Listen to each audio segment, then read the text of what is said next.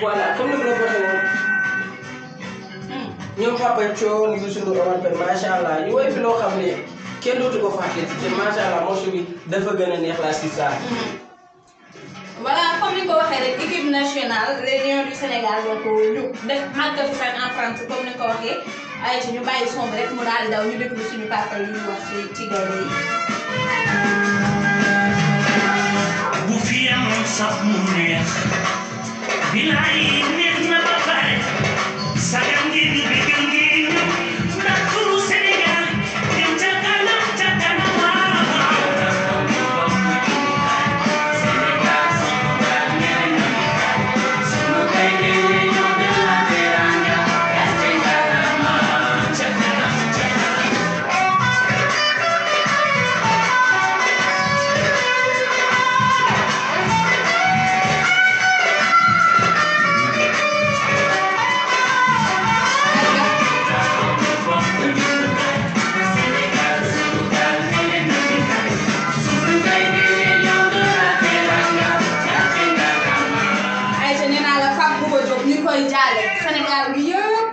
Sénégal bi yëpp ñu ngi leen koy jaal ndax nee naa la ci existence am nee nañ 42 ans kese la dund xajoon na ci àdduna bi mais nag bakkan bu ñam dund rek di nga ñam dee.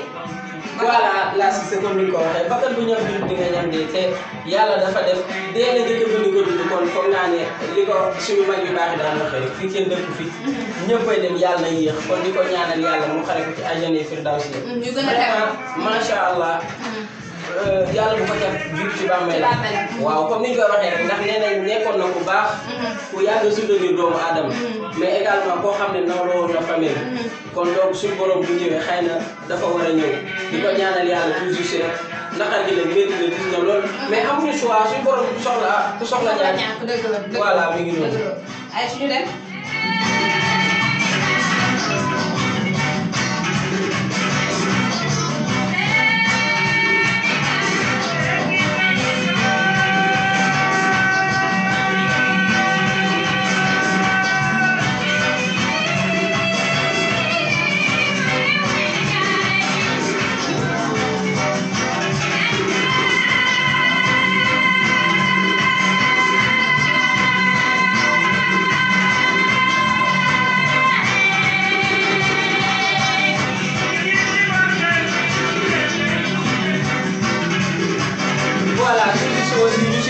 d'occasion di ko jaare waaye international. ay ca nee naa leen Pape Bouba Diop Afrique la Pape Bouba Diop pour monde bi la parce que mën nañ ne tey monument bu daanu la ndax nit ku nekk ñan li nga liggéey rek moom lañ lay fay. tey dafa joué ci histoire football ci Sénégal looloo tax ampleur bii nii yëpp mu am ko. voilà comme ni ko waxee rek kon donc je me dis que ni Sénégal dafa am une grande perte. vraiment li deuil national la. parce que dama naan en 2002. bu ñu tollee benn niveau bi c'est grâce à bii bi nga xam ne moom la dugaloon. vraiment loolu moo taxoon également seen génération marqué fi empreinte boo xam ne. kenn du ko fàttali ilaa yow mi di. kon donc dañ koy jaale waa Afrique. di ko jaale Amérique. Europe Asie Océanie. mais également di ko jaale président de la République. di ko jaale képp ku bokk ci ahlu football. mais également di ko jaale ki nga xam ne mooy ay waajuram ci diwaanu Tëngéej. voilà système. ay comme ni nga ko waxee rek nee naa leen monument bu daanoo rek fi ñu toll ñun ñëpp ñoo yëg. ñëpp ko métti lu. voilà ñun ñi ko xam ak ñi ko xamul parce que nee naa la 2002 waroon na fekk ñu nekk ay tout tànk. ci suñuy at mag li ma ci fàttali ko moo ko ay nettali lañ ci am. exactement mais comme jaloore moo ko indi fii mu nekk moo tax sama xol daf cee tooy te xam naa ne xolu Sénégal yi bu leen cee tooy ndax démb statut boo dugg rek di nga gis ne ñu ngi koy rendre hommage ay ci kooku doonoon kàddu boo jóg ñu koy ñaanal bu baax a baax. waaw également di aussi di ñaanal ñi nga xam ne aussi mooy suñu waay daaw la yi dañu làqu am na ñenn ñoo xam ne aussi ñoom nekkoon nañu ci équipe nationale bi aussi ñi nga xam ne dañu génn àdduna yàlla na leen yërëm voilà comme bu ci mel ne ay Bruno Metsu voilà Bokandé et tout ça ñoo ñëpp ay monument lañ je me dis kon donc yàlla leen suñu borom xare àjjana te yéexee ñu mais également di ñaanal yàlla képp ku nga xam ne dafa laax ndax ni ñu koy waxee rek bakkat bu ñam dund di nga ñam dee kon donc di wax gars yi depuis tis na lool vraiment je perds même les mots mais suñu borom moo ñëw.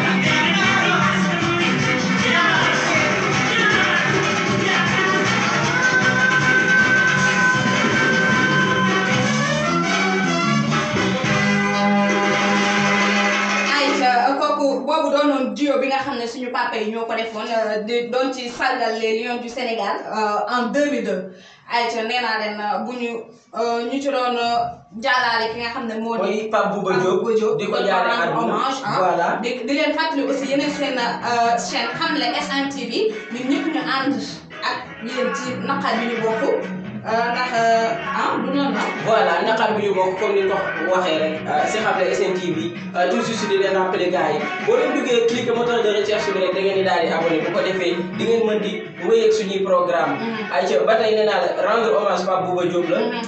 également dañ si rendaale hommage bi nga xam ne aussi jiitu nañ ko toujours comme bu duggee si morceau boobu nga xam ne ñoom suñu artistes yi ñoo ko booloon waaye dañuy daal di demee ki nga xam ne mooy Assane Mboup morceau bi nga xam ne da ko dippee ci Gaynde Njaay voilà ayca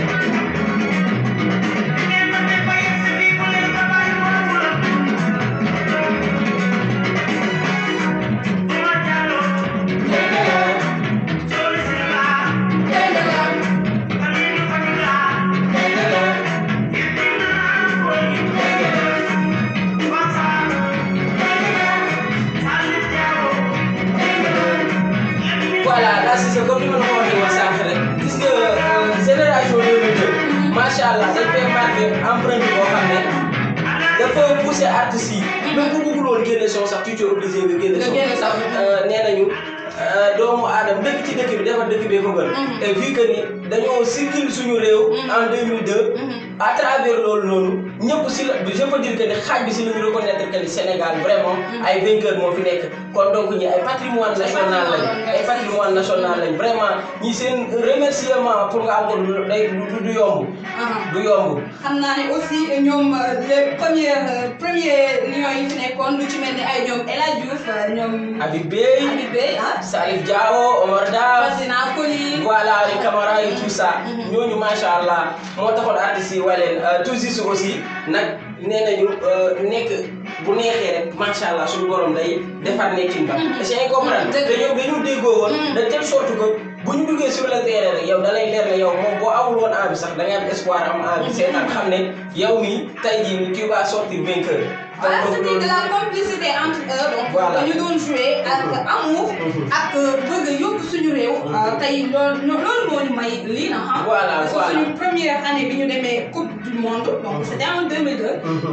ñuy ñaan yàlla suñu joueurs yi nekk fii ñu dem en 2022 j'espère. incha allah mën nañ ko te je me dis que ni sénégalais dara jomb ko te tout juste sax sénégalais dafa nekk ki nga xam ne bañkat lay doon. day métti rek mais da ngay bañ.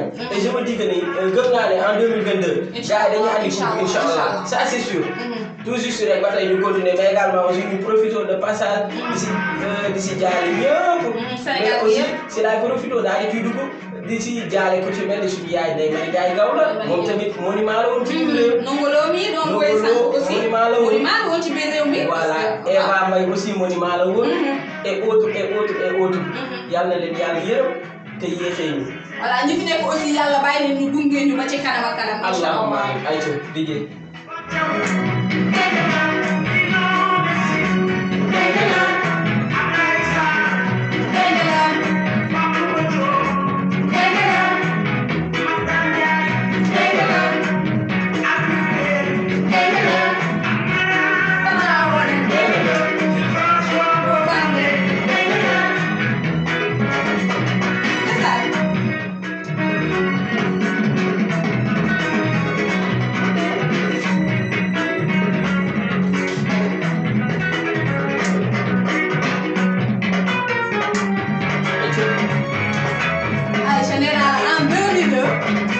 Je me rappelle, j'avais 4 ans en 2002, mais su may fàttaliku boobu ñun amuñu woon télé suñu kër. donc sama yaay dafa génnoon. ñun ñëpp dem seetaani télé ki nga xam ne mooy chef de quartier pour l'instant suñu koñ. mais lu ñu naan xale du fàtte rek. donc loolu dafa resté ci sama mémoire bi dama yeewu. mais yow gisuma kenn ci biir kër gi damay ni ma tëddee woon noonu. lan laa génnee ci mbedd bi. xam nga gis ne ku ne xam ne ni 2002. coupe du monde bi dafa amoon ampleur bu nga xam ne. voilà c'était un moment d'amour. gars yi ko dund en amour. moi je me rappelle dañ daan di très tôt le matin. waaw ñëpp dem juste mu dem seetaan ndax doon na ko dara raw la. man dama waroon bokk ci génération boobu parce que ñii nii tey xam nga ñi ñëpp fekkee wuñu ñun fekkee wuñu boobu noonu mais tey maîtriser nañ seen tur yi ñoom ñëpp. voilà comme ni ko waxee c'est parce que dañoo marqué seen empreinte voilà te ñun à travers génération 2002 boobu je veux dire que ni ñun ñii tey jii ñoo marqué. ñoom ay mucc la yoon exactement da ciy baax ñu ciy daal di wax vraiment.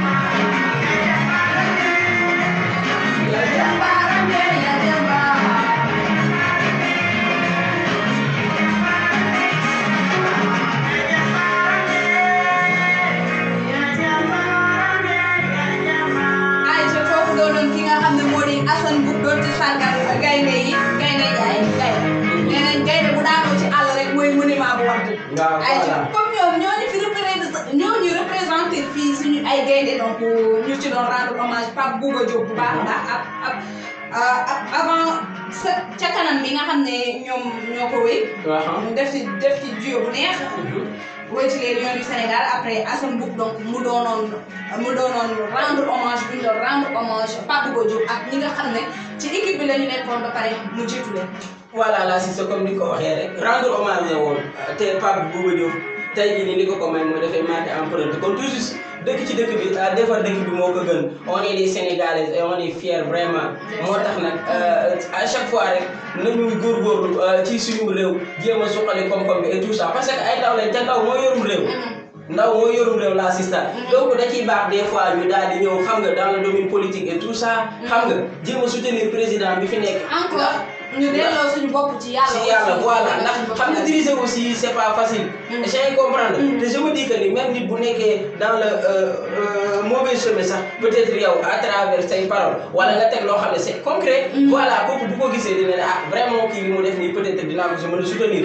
kon donc nañu góorgóorlu suñu dëkk la ñu am Sénégal la ñu am moom la ñu moom te dañ cee fier. te moom la ñuy ndamoo aussi. voilà yal na yàlla def jàmm Sénégal comme ni ko waxee woon nag c'était juste pour rendre hommage Pape Bouba Diop ak ñenn ñi nga xam ne jot nañoo laax. bu ñu jugee ci loolu rek dañuy daal di dugg nag suñu deuxième partie. non d'abord dañ lay bàyyi nga tàggatoo pour ñu mën a defar suñu émission. voilà exactement bu ko defee ñu doog a dem ci deuxième partie bi. kon nag gars yi yéen a ko déggandoo lii la ñu cërale woon ci waxtu bi ci li nga xam ne mooy rendre hommage bi xanaa joxaat leen dig daje ci yeneen mais genre yu mel nii yàlla na yéex. yàlla buñ fi taxawaat wala yàlla nañ fi gëj a taxaw di rendre hommage. ay c'était tout li ñu cërale woon ci ay waxtu daal nekk ci des yeeg waaye nee naa leen duñu yem ak duñu yem foofu ak yéen dañuy ñëwaat ci li ngeen xam ci li ngeen tàmbal ci li ngeen bëgg mooy ci animation musicale alors ak ça. Merci beaucoup.